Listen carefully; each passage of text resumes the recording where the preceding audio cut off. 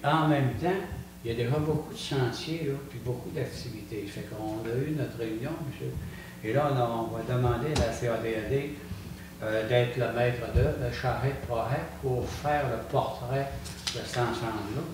Et ils vont possiblement accorder un mandat à la coopérative Rivière-au-Charbon, qui ont déjà fait beaucoup de travaux dans ce coin-là, notamment la projet de foralité, c'est l'autre qui l'avait fait. Donc, à ce moment-ci, on pourrait comme donner un budget provisoire de 2600 $ pour supporter la corporation dans ce projet-là. Ça nous prendrait une proposition. Je vais le proposer. Monsieur Perron, Monsieur Lalancette. Ça va à tout le monde? Oui. Puis après ça, on va agrandir ça sous forme de triangle, là, puis on va préciser qu'est-ce qu'on veut faire. Puis un point d'information, on a une demande des syndicats pour procéder à des ajustements dans notre convention collective d'ici le mois de septembre, si c'était possible. Fait que, on a parlé au niveau du conseil, c'était une bonne idée. Il y a quelques petites demandes à regarder. Donc, ce que je veux dire publiquement, c'est qu'on va mettre sur pied un comité de négociation. On va informer le syndicat, on va s'asseoir prochainement. Et donc, moi, je vais être sur le comité avec Mme Gagnon. Pour ce qui est des autres participants, M. Beau, je pense que vous êtes disponible. Donc, je vais rester à déterminer là, la disponibilité de deux autres personnes qui ont levé le main. Là. Puis, on informera officiellement par la suite. Ça vous va? C'est bien. Oui. Donc, on pourrait comme passer à 10.1. Chemin double vocation. Alors, chaque année, on doit fournir au ministère un ensemble d'informations sur le trafic qui passe entre la branche ouest, le pont de Normandin, qui arrive de Chibougamau, qui arrive de Saint-Félicien en montant, qui vont à notre usine de la Dorée, ou qui partent de l'usine de la Dorée en direction de d'autres usines, ou qu'on reçoit du bois, que ce soit de Girardville, de la branche ouest, de Saint-Amour, etc. Fait qu'on va passer la résolution parce que ça nous permet d'avoir une aide financière comme étant un chemin à double vocation et puis c'est renouvelable annuellement. Mais j'aimerais juste mentionner que sur l'avenue des Jardins Est, ça c'est le chemin de la branche ouest, en 2016, il a passé 48 000, va juste faire le chiffron, 48 000 camions de bois brut, 24 000 de copeaux, 12 000 de boissier. Saint-Joseph, nord, en direction donc de Normandin, 12 000 camions de bois brut, 43 000 de copeaux, surtout viennent de Chapet et Chibougamau. Du boissier, ça qui vient du sud, en général, 10 000. Pour l'ouest, bois brut, 3 900 et plus. Donc, ça, c'est sur une longueur de kilomètre de 13,7. Donc, on va demander au ministère des Transports une compensation pour l'entretien des chemins à double vocation mentionnés ci-dessus, et sur une longueur totale de 13,7 km. C'est un peu en lien avec ça tout à l'heure. M. Lalancette m'a parlé, moi aussi, on a regardé la problématique. C'est fondamental pour nous autres, le pont en Saint-Joseph. Et la semaine prochaine, on va possiblement rencontrer Normandin. Pour ce soir, on adopterait cette résolution-là. Appui. On va poser par M. Lalancette. Je peux l'appuyer, M. Hassan. M. Beau. À 10.2, une petite information qui n'est pas connue de tous. Quand l'Hydro-Québec a construit la sous-station de Chamouchouane au kilomètre 9, la municipalité a demandé de ragrandir son territoire. On a agrandi le territoire avant que cette sobre-là soit construite. Dans les conditions que la municipalité avait faites à l'Hydro-Québec à ce moment-là, l'Hydro-Québec, elle, n'avait pas de taxes pour sa ligne de transport d'énergie, mais elle fait des taxes pour sa station de transformation d'électricité. Et à ce moment-là, nous, on a adopté un règlement dit de tolérance. C'est-à-dire que les 3 premiers kilomètres sont dans la municipalité de la Dorée, mais à partir du kilomètre 3 aller à ça, c'est pas notre responsabilité. Fait que chaque année, on en fait une taxe particulière à l'hydro pour nous aider à payer le 6 km qui est en dehors de notre municipalité. Et là, ça nous oblige à différentes choses. Ça nous oblige l'hiver à gratter. Ça nous oblige à mettre de la poussière là, quand c'est requis. Puis ça nous oblige à gratter l'été.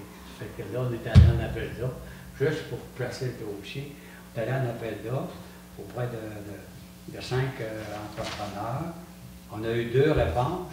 Et là, il faudra adopter une résolution pour accepter le moins cher, qui est Jimafor Incorporé, à 475 $ par passage ou par grattage sur le milieu pour 2017, 484 pour 2018, puis 494 pour 2019, le tout plus les taxes applicables.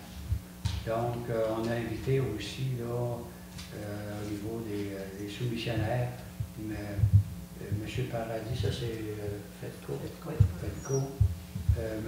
Lévesque de Romandin, M. Christian Allard qui le faisait dans le passé, mais il y a seulement Jimafor et Paradis qui ont répondu. Donc, ça prendrait une proposition. Je peux proposer. Mme Gagnon, M. Lalancette. Ça va pour ça. 10.3, donc, anciennement, il fallait, à chaque fois qu'on avait une subvention, il fallait engager un comptable pour faire vérifier si on avait vraiment fait les travaux. Et souvent, ça coûtait comme 8 pièces de comptable pour avoir une subvention de 1100. Donc, cette procédure-là a été abandonnée. Cependant, après que les vérificateurs sont passés dans nos livres, qu'on a vu ce soir, le conseil municipal, à ce moment-là, fait une déclaration solennelle à le fait que les travaux ont été exécutés conformément aux présences sur les routes dont la gestion incombe à la municipalité et les dossiers de vérification ont été constitués, c'est-à-dire qu'on a toutes les factures qu'il faut, qu'est-ce qu'on a acheté, qu'on a fait. Il faut passer cette résolution-là en remplacement d'une certification anciennement qui était requise pour une firme comptable. Donc, je prends quelqu'un pour le proposer. Je l'ai ça va Oui. Je l'appuie, M. Perron. C'est clair pour vous ce qu'on fait, là? Oui. 4 jours, alors c'est la 4e année, je crois. Le 4 jours, cette année. Oui, 5e. 5e année déjà. Alors donc, chaque année, on a des. Ça va bien. Donc à ce moment-ci, là, c'est prévu dans le budget. On autorisera un budget prévisionnel, là, 16 500. Dans ça, il y a 2 000 qui vont provenir des subventions d'emploi étudiants s'ils sont acceptés. On a 5 000 qui vont venir d'inscription des participants pour un coût de 9 500 là, pour la municipalité. Fait que, je pense que c'est une activité qui est appréciée. Ça permet aux jeunes l'été d'être actifs puis de fraterniser entre eux autres. Et ça prendra une proposition. Je vais le proposer, M. M. Baillarron. Je vais l'appuyer. M. Beau. Oui. OK.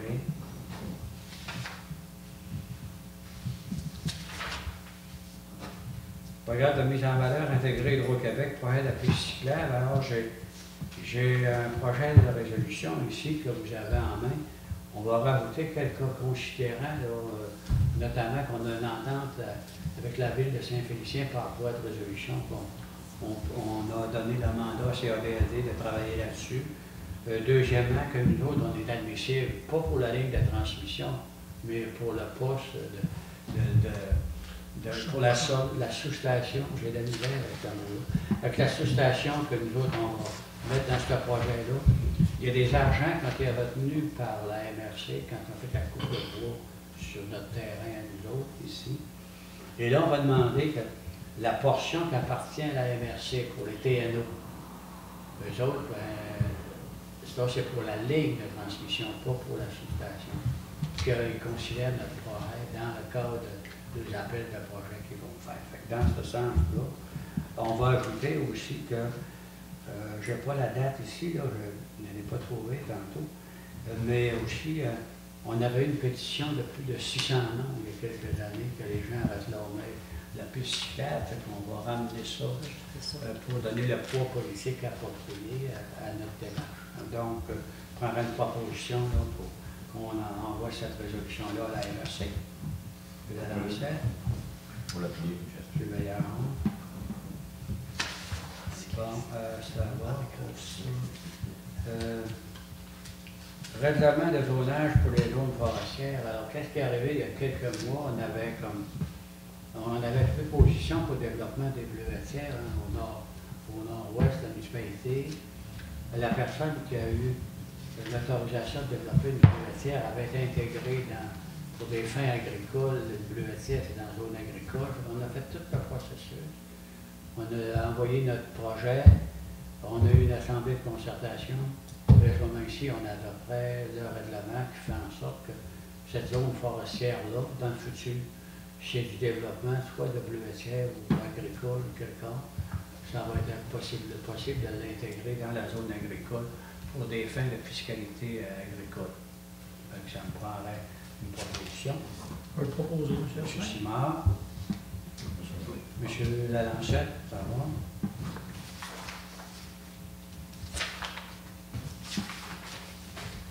Alors récemment, on a fait une avant-proposition d'achat pour le terrain 4 595 409, conditionnel à ce qu'on fasse faire une caractérisation du sol, vérifier s'il n'y a pas de contamination.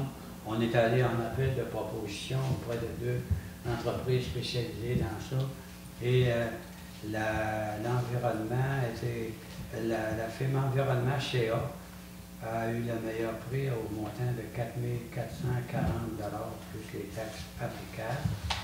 À ce moment ici, on donnerait le mandat à cette entreprise pour 4 400 plus les taxes. Je vais proposer. C'est beau. Je vais l'appuyer. M. Perron? Oui. C'est qu'on va procéder là-dedans. Et que par la suite, on a d'autres projets qu'on dévoilera plus tard.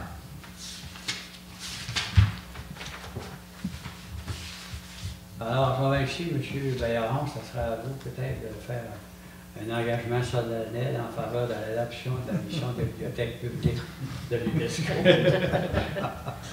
Non, mais en fait, là, on s'aperçoit que dans notre municipalité, malgré tout, surtout avec l'intégration de d'autres activités là, qui sont faites pour les jeunes, plus le fait qu'on est abonné au réseau biblio, Internet, etc., il y a vraiment, là, c'est important, parce qu'on ne pensait pas que les services de proximité de la bibliothèque pouvaient jouer un rôle aussi important auprès de certains groupes.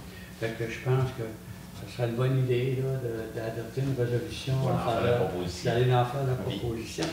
Et je ne la lirai pas au complet, mais elle va être dans le procès verbal, puis on va en faire un extrait dans le conseil d'information. Parfait. Comme ça. Je vais l'appuyer. C'est M. Perron. Tout à fait.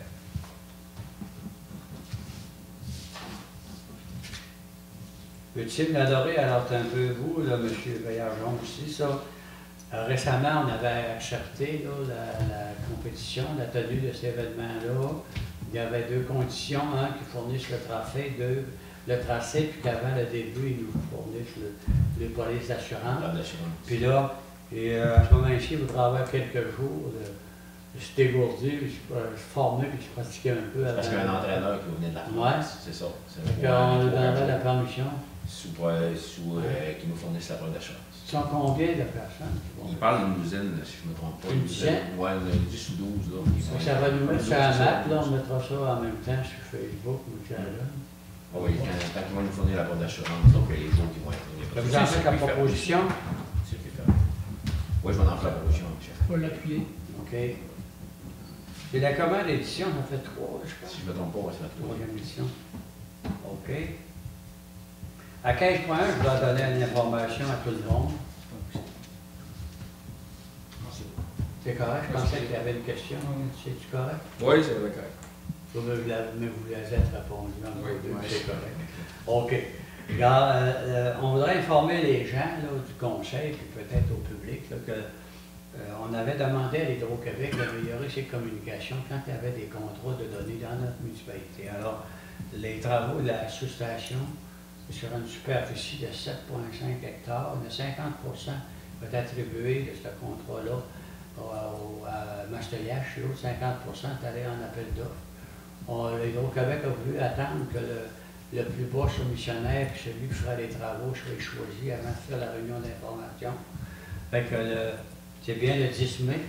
Le 10 mai, donc, il va y avoir un 5 à 7 par le contracteur été retenu. On vous fournira l'information là, à un autre moment ici, pour que les personnes qui peuvent intéresser soit à travailler comme travailleurs autonomes, ou qui auraient de la machinerie, et qui pourraient rendre service, mais vont pouvoir se jumeler là, puis parler au contracteur.